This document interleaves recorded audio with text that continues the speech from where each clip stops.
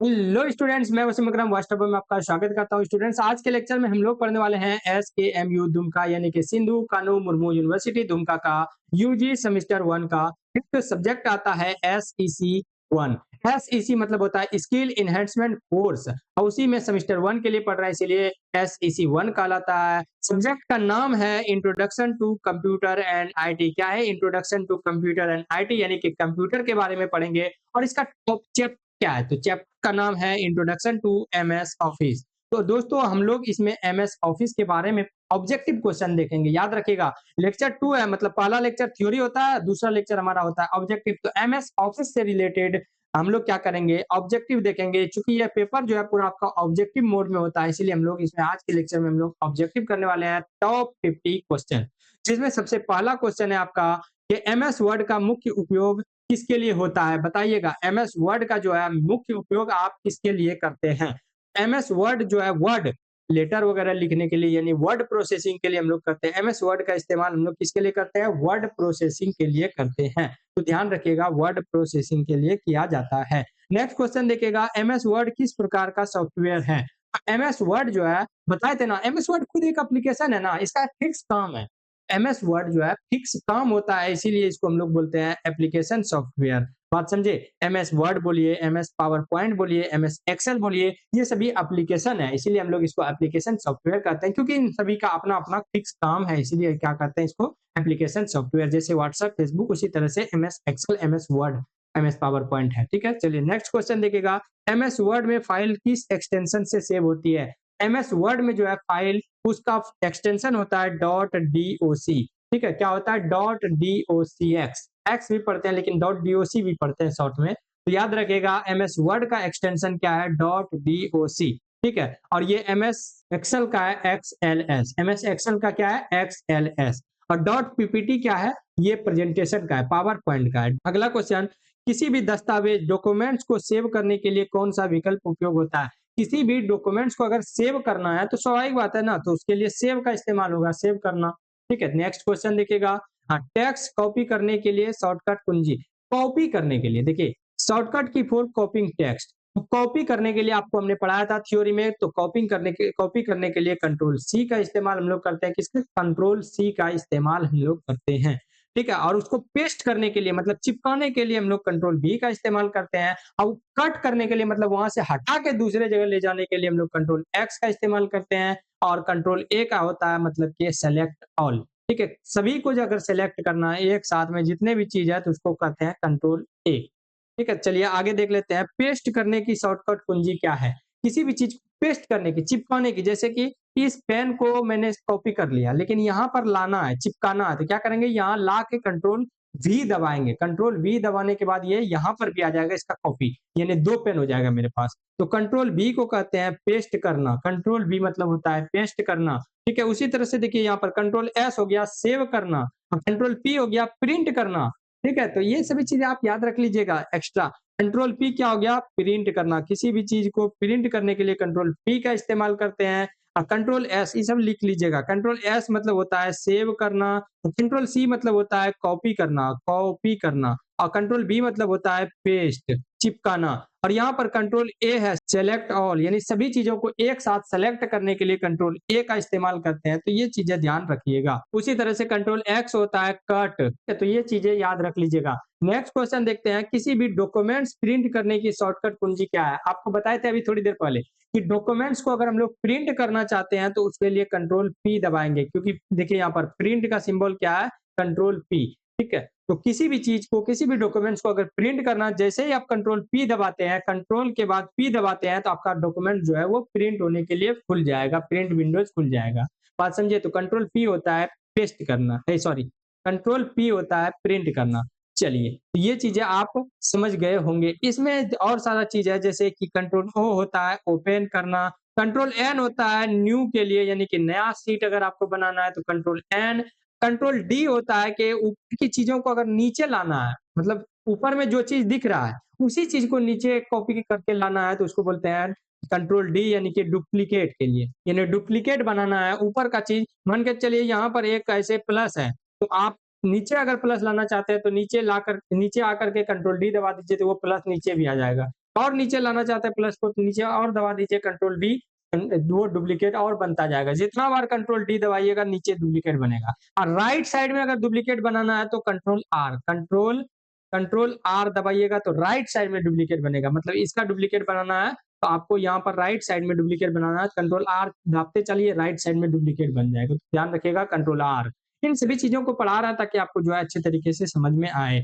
चलिए, विंडो का ऊपर वाला भाग क्या कहलाता है? तो विंडोज में सबसे ऊपर वाला भाग, यानी कि वर्ड फाइल के जो विंडोज है, वर्ड फाइल का जो खुलता है पूरा पेज, उसमें सबसे ऊपर वाले भाग को हम लोग कहते हैं टाइटल बार, क्योंकि उसमें नाम लिखा रहता है ना। जैसे अभी हम सबसे ऊपर में देखिए इंट्रोडक्शन टू कंप्यूटर एनालिटिक्स, ये क्या है? टाइटल है। तो आज इसी टॉपिक का चर्चा कर रहे हैं ना, तो टाइटल ये है, तो इसीलिए हम लोग बोलेंगे इसको टाइटल बार, याद रखिएगा। नेक्स्ट देखिएगा, कौन सी सुविधा वर्तनी जांचती है? यानी कि वर्तनी होता है स्पेलिंग मिस्टेक को कौन सी चीज जांचती है? तो स्पेलिंग मिस्टेक को जो एमएस वर्ड में चेक करने का काम करता है वो होता है स्पेल चेकर, या स्पेल चेक करने वाला जो है वो ऑटोमेटिक जो है स्पेलिंग को चेक करता है, हमारे ग्रामर को भी चेक करता है। चलिए, एमएस वर्ड का उपयोग किसके लिए होता है? तो एमएस वर्ड का उपयोग जो है हम लोग डॉक्यूमेंट्स के लिए करते हैं। किसके लिए करते हैं? कोई भी डॉक्यूमेंट्स वगैरह लिखने के लिए हम लोग करते हैं। नेक्स्ट क्वेश्चन देखिएगा, बोल्ड करने की शॉर्टकट की क्या है? किसी भी चीज को अगर आप बोल्ड करना चाहते हैं तो उसके लिए शॉर्टकट की होता है कंट्रोल बी। कंट्रोल बी क्या होता है? बोल्ड करना, यानी कि मोटा करना। किसी अक्षर को मोटा करना चाहते हैं तो कंट्रोल बी। जैसे ऊपर वाला लाइन देख रहे होंगे, ये थोड़ा सा मोटा है, डार्क है, ये यानी कि इसमें हमने कंट्रोल बी का इस्तेमाल किया है। जबकि नीचे वाला आपके सामने जो दिख रहा है, ये हिंदी में लिखा हुआ, ये थोड़ा सा हल्का है और मोटा नहीं है उतना, तो इसमें हमने कंट्रोल बी का इस्तेमाल नहीं किया है। ठीक है, बात समझे कि नहीं? आगे देखिएगा, कंट्रोल आई का इस्तेमाल करते हैं कि किसी भी लिखे हुए चीज को टेढ़ा थोड़ा करने के लिए, इटैलिक करने के लिए हम लोग कंट्रोल आई का इस्तेमाल करते हैं, यानी कि ITALIC, इटैलिक करने के लिए। किसी भी लेटर को लिखे हुए चीज को थोड़ा टेढ़ा करने के लिए, यानी इटैलिक करने के लिए कंट्रोल आई का इस्तेमाल करते हैं। और कंट्रोल यू का इस्तेमाल करते हैं अंडरलाइन करने के लिए। अंडरलाइन यानी कि जैसे शॉर्टकट लिखा है तो इसके नीचे अगर अंडरलाइन ऐसे करना है तो कंट्रोल यू का इस्तेमाल करते हैं, यानी कि अंडरलाइन के लिए इस्तेमाल किया जाता है। बात समझ गए? चलिए अब देख लेते हैं आगे क्या कहता है। इटैलिक की शॉर्टकट की क्या है? इटैलिक करने के लिए अभी हमने ऊपर बताया ना, कंट्रोल आई से हम लोग क्या कर सकते हैं? इटैलिक कर सकते हैं। कंट्रोल आई से याद रखिए इटैलिक कर सकते हैं। कंट्रोल बी से हम लोग बोल्ड कर सकते हैं। कंट्रोल यू से अंडरलाइन कर सकते हैं। कंट्रोल डी से डुप्लीकेट बना सकते हैं नीचे की तरफ। ठीक, अब देखिए अंडरलाइन की शॉर्टकट कुंजी क्या है? तो किसी अंडरलाइन करने के लिए कौन सा इस्तेमाल करते हैं शॉर्टकट की? अंडरलाइन करने के लिए कंट्रोल यू का इस्तेमाल करते हैं। किसका इस्तेमाल करते हैं? कंट्रोल यू का। चलिए अब आगे देख लेते हैं कि वर्ड प्रोसेसिंग का अर्थ क्या होता है। वर्ड प्रोसेसिंग का मतलब क्या होता है? एमएस वर्ड में जो वर्ड प्रोसेसिंग होता है इसका मतलब क्या है? तो वर्ड प्रोसेसिंग का मतलब होता है कि किसी भी टेक्स्ट को जो है, टेक्स्ट डॉक्यूमेंट्स जो है उसको एडिट करना, यानी एडिटिंग टेक्स्ट डॉक्यूमेंट्स। किसी भी टेक्स्ट डॉक्यूमेंट्स जो है, कोई भी डॉक्यूमेंट चाहे लेटर हो चाहे कुछ भी हो, मतलब उसको हम लोग एडिट करने का काम जो करते हैं इसको बोलते हैं वर्ड प्रोसेसिंग। मतलब उसमें कुछ टाइप कर सकते हैं तो इसको बोलते हैं वर्ड प्रोसेसिंग। चलिए अगला देखिएगा, एमएस वर्ड का डिफॉल्ट फॉन्ट क्या है? एमएस वर्ड जो होता है उसमें जो डिफॉल्ट फॉन्ट होता है वो कौन सा होता है? तो याद रखिएगा कैलिबरी जो है ये डिफॉल्ट फॉन्ट है। एमएस वर्ड में कैलिबरी जो है ये डिफॉल्ट फॉन्ट है। मतलब कि अगर आप लिखना स्टार्ट करते हैं तो ऑटोमेटिक कैलिबरी फॉन्ट में जो है आपको देखने के लिए मिलेगा। जबकि मेरे सामने जो लिखा हुआ है ये कैलिबरी फॉन्ट नहीं है, ये दूसरा मैंने चेंज किया है फॉन्ट अपने हिसाब से। ठीक है, तो ये कैलिबरी फॉन्ट नहीं है, मैंने इसको चेंज किया है इसीलिए इतना खूबसूरत लग रहा है। कैलिबरी फॉन्ट जो है वो नॉर्मल होता है। चलिए आगे देखिएगा, एमएस वर्ड टेक्स्ट अलाइनमेंट के विकल्प। MS word aligned option includes. MS word में क्या टेक्स्ट को हम लोग क्या क्या कर सकते हैं, यानी एक लिखे हुए चीज को हम लोग क्या क्या कर सकते हैं, तो उसको हम लोग क्या कर सकते हैं? अलाइन करके लेफ्ट तरफ ला सकते हैं। जैसे अभी आपके सामने पूरी लेफ्ट लिखा हुआ है ना, पूरी तरह से देखिएगा एक एकदम पूरी तरह से इस साइड लेफ्ट साइड में लिखा हुआ है, तो ये लेफ्ट हम लोग अलाइन कर सकते हैं। या मान के चलिए कि इसको हम लोग सेंटर में ला सकते हैं, बीचों बीच में अगर लाना है इस चीज को तो आप सेंटर में ला सकते हैं। बहुत सारा चीज देखे होंगे जो एकदम बीचों बीच में, जैसे आपके सामने ऊपर पे ये दिख रहा है ना, ये पूरा जो लिखा हुआ है introduction to computer and IT, ये सेंटर अलाइन है, मतलब कि एकदम बीचों बीच में लिखा हुआ है तो इसको बोलते हैं सेंटर अलाइन। ठीक है, राइट साइड में अलाइन कर सकते हैं आप। जिधर मैं फोटो बना हुआ है, देखिए मेरे मेरे यहाँ जो एक इमेज बना हुआ है, ये इमेज देखिए राइट साइड में है तो इसको राइट मैंने अलाइन किया हुआ है, तो ये राइट साइड से शुरू होगा, ध्यान रखिएगा। जस्टिफाई कर सकते हैं। जस्टिफाई का मतलब होता है कि बराबर मात्रा में बांटना, यानी कि लेफ्ट राइट सेंटर सब जगह बराबर मात्रा में बांटना इसको जस्टिफाई करते हैं। ठीक है, चलिए आप ध्यान रखिएगा। एमएस वर्ड किसका भाग है? आपको बताए थे ना, एमएस वर्ड जो है ये माइक्रोसॉफ्ट ऑफिस का ही एक हिस्सा है। माइक्रोसॉफ्ट ऑफिस का ही क्या है, एक ही हिस्सा है, एक सॉफ्टवेयर है, एप्लीकेशन सॉफ्टवेयर है। आगे देखिएगा, एमएस एक्सेल का मुख्य उपयोग क्या होता है? एमएस एक्सेल का इस्तेमाल हम लोग स्प्रेडशीट के लिए करते हैं। यहाँ से एक्सेल स्टार्ट हो गया, तो एमएस एक्सेल का इस्तेमाल स्प्रेडशीट्स के लिए किया जाता है। ध्यान रखिएगा इस बात को। नेक्स्ट क्वेश्चन है कि एक्सेल फाइल का एक्सटेंशन क्या है? तो एक्सेल फाइल का एक्सटेंशन आपको हमने बताया था XLS। XLS dot XLS extension है जो है एक्सेल फाइल का। DOC तो वर्ड का है।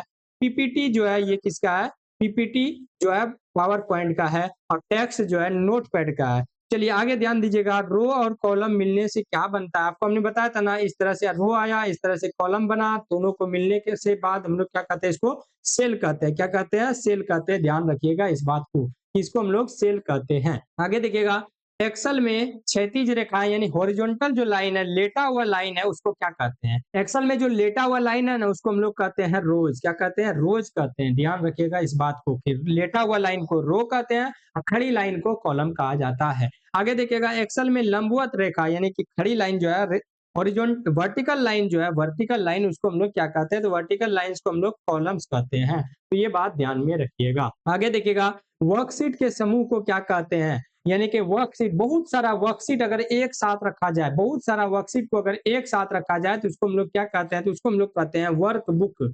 मान के चलिए बहुत सारा पेज में आप एक जगह लिख दिए, इसको क्या कहेंगे? बुक कहेंगे ना। बहुत सारा पेज में अगर आप लिख के एक जगह जमा रखते हैं तो इसको हम लोग कहते हैं बुक। उसी तरह से बहुत सारे सीट को एक जगह अगर रखते हैं, वर्कशीट को, बहुत ज्यादा वर्कशीट को एक जगह रखते हैं तो उसको हम लोग कहते हैं वर्क बुक। याद रखिएगा। एक्सेल में फॉर्मूला किससे शुरू होता है? तो आपको बताए थे एक्सेल में जब भी फॉर्मूला इस्तेमाल करेंगे इक्वल टू से शुरू होता है, यानी इक्वल के साइन से शुरू होता है। अगर मान के चलिए जोड़ना है तो इक्वल टू सम लिखेंगे, इक्वल टू सम लिखेंगे, और जिसको जोड़ना है उसको सेलेक्ट कर लेंगे। अगर घटाना है तो हम लोग मान के चलिए बड़े में से 25 में से 10 घटाना है तो इक्वल टू 25 माइनस 10 कर सकते हैं। तो ये हम लोग कोई भी फॉर्मूला का यूज करते हैं ना, तो उसके शुरुआती में हम लोग इक्वल टू का इस्तेमाल करते हैं। इक्वल टू डालते ही समझ जाइए कि फॉर्मूला इस्तेमाल हो रहा है। नेक्स्ट क्वेश्चन देखिएगा कि सम फंक्शन का उपयोग, सम का उपयोग हम लोग किसके लिए करते हैं? सम जो लिखते हैं, सम का इस्तेमाल हम लोग किसी भी नंबर्स को ऐड करने के लिए करते हैं। सम का इस्तेमाल हम लोग किसी भी नंबर्स को ऐड करने के लिए करते हैं। आगे देखिएगा, एक्सेल का उपयोग किसके लिए होता है? तो एक्सेल का उपयोग जो है डाटा को कैलकुलेशन करने के लिए करते हैं, कि हम लोग एनालिसिस करने के लिए करते हैं।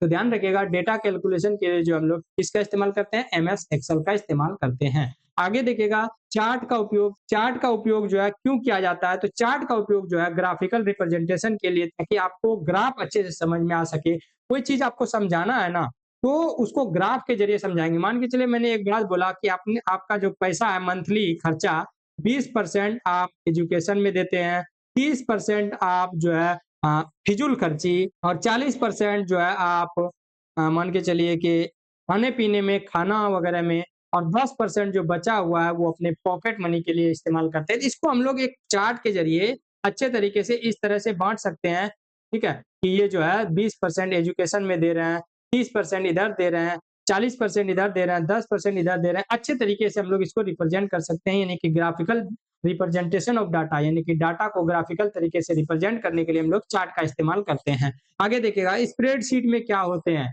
आपको हमने बताया था कि स्प्रेडशीट में रो होते हैं और कॉलम होते हैं, यानी कि लेटा हुआ लाइन को रो कहते हैं और खड़ी लाइन को हम लोग कॉलम कहते हैं। तो ध्यान रखिएगा। आगे देखते हैं हम लोग, एक्सेल किसका भाग है? एक्सेल जो है एमएस ऑफिस का ही भाग है। किसका भाग है? एमएस ऑफिस का ही भाग है। औसत निकालने का फंक्शन क्या होता है? तो बताइएगा। औसत निकालने का जो फंक्शन है वो है एवरेज। एवरेज जब लिखिएगा तो क्या हो जाएगा? इक्वल टू एवरेज अगर लिखिएगा ना तो आपका औसत निकल जाएगा, ठीक है। और इक्वल टू काउंट लिखिएगा तो आपको काउंटिंग हो जाएगा कि इसमें टोटल कितना नंबर है। इक्वल टू मैक्स लिखिएगा तो इसमें दिखा देगा कि इसमें सबसे बड़ा नंबर कौन सा है। इक्वल टू सम लिखिएगा तो सबको जोड़ दिया जाएगा, ठीक है, बात समझे? ये होता है फंक्शन।